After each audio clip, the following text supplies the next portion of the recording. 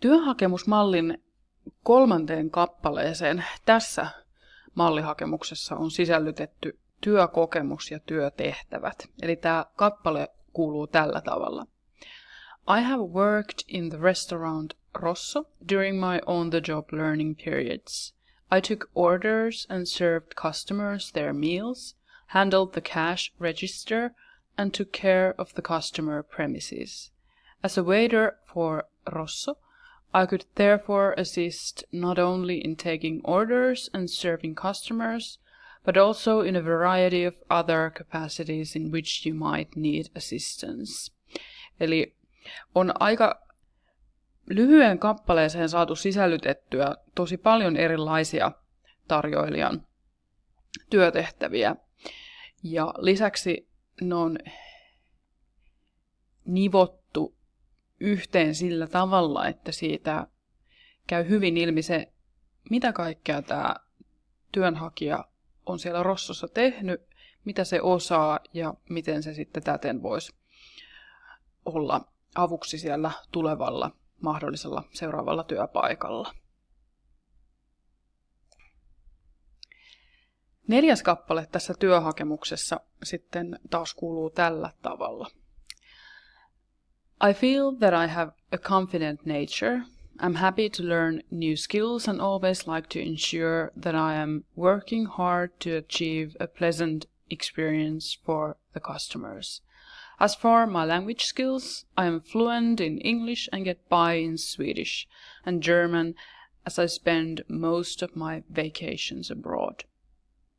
Eli tässä se vielä kuvailee omaa luonnettaan, itseään ja sitä, miksi tämä kyseinen henkilö kannattaisi valita sinne työpaikalle. Ja sitten tässä kappaleessa tulee myös tuo kielitaito. Sitten tässä ihan viimeisessä kappaleessa niin ilmaistaan se asia, että haluttaisiin tulla sinne haastatteluun ja keskustelemaan siitä työpaikasta vielä tarkemmin. Eli tässä sanotaan näin. I would be pleased to discuss the vacancy in more detail. Should you be interested in my skills, please do not hesitate to contact me. Eli haluaisin tulla keskustelemaan siitä avoimesta työpaikasta. Tässä oli tämä avoin työpaikka, toi vacancy-sana tässä. Ja discuss tarkoittaa keskustella. Ja sitten kun tässä on sanottu tämä please do not hesitate to contact me on semmoista, että älkää empikö ottaa tai olla minun yhteydessä. Ja nyt jos tässä katsotaan vielä sitten tätä 4. kappaletta, niin katsotaan, onko tässä jotain sellaista sanastoa, mikä olisi vielä hyvä käydä läpi. Eli tässä on täällä itse varma, confident, ensure on varmistaa, achieve, saavuttaa. Ja kun se sanoo tässä, että I am fluent in English, niin se tarkoittaa, että se on sujuva englannin kielessä ja tulee toimeen, get by in Swedish. No sitten tässä on vielä lopputervehdys. Tähän on valittu tämä yours sincerely, sitten oma nimi tuohon ja tämä ENC-lyhenne tulee sanasta enclose, eli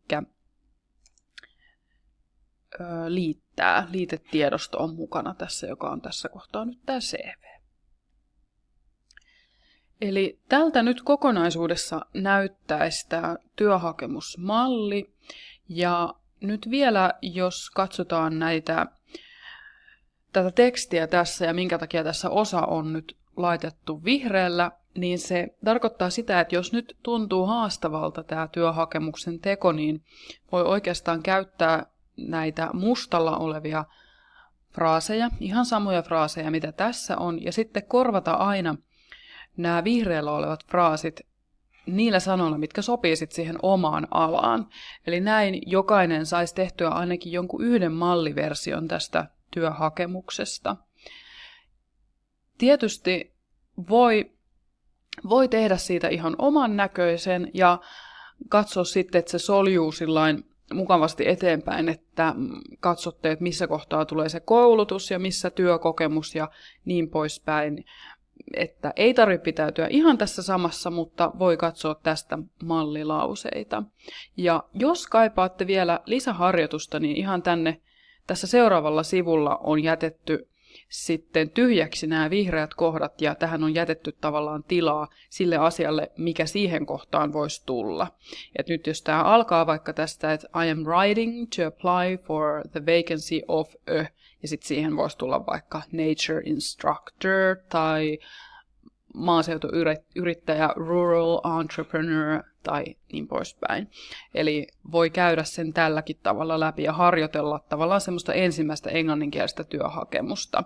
Mutta kuten sanoin, niin voi sitten muotoilla aivan omanlaisenkin ja katsoa Elsasta niitä esimerkkifraaseja, mitä kaikkea siellä on tarjolla.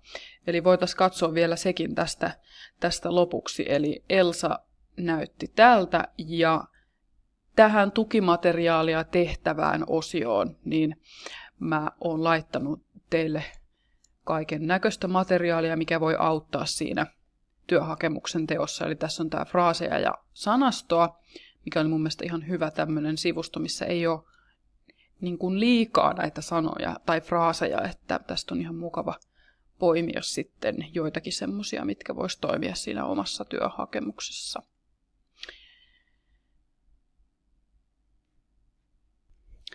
Mutta tässä nyt sitten vielä tämä työhakemus kokonaisuudessaan, eli tämä asettelu. Tähän keskelle tämä teksti, otsikko tänne yläkulmaan, ja voisitte harjoitella tätä sisennystä vielä tosiaan sillä kuukirjaimen vieressä olevalla tabulaattorilla. Esimerkiksi, että jokainen rivi alkaa tästä samasta kohdasta.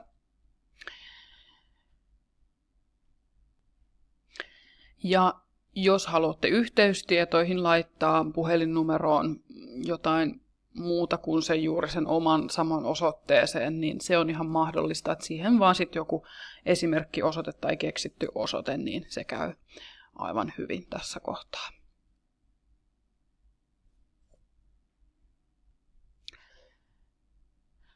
Nyt voitte sitten vastata seuraavaksi siihen tehtävään 1, eli tätä videota koskeviin sisältökysymyksiin. Ja sen jälkeen sitten tehdä tehtävän 2, jossa sitten laaditaan tämän työhakemusmallin avulla se oma työhakemus siihen avoimeen työpaikkaan, jonka etsitte sieltä esimerkiksi Mollin sivuilta tai kuntarekry.fi-sivustolta.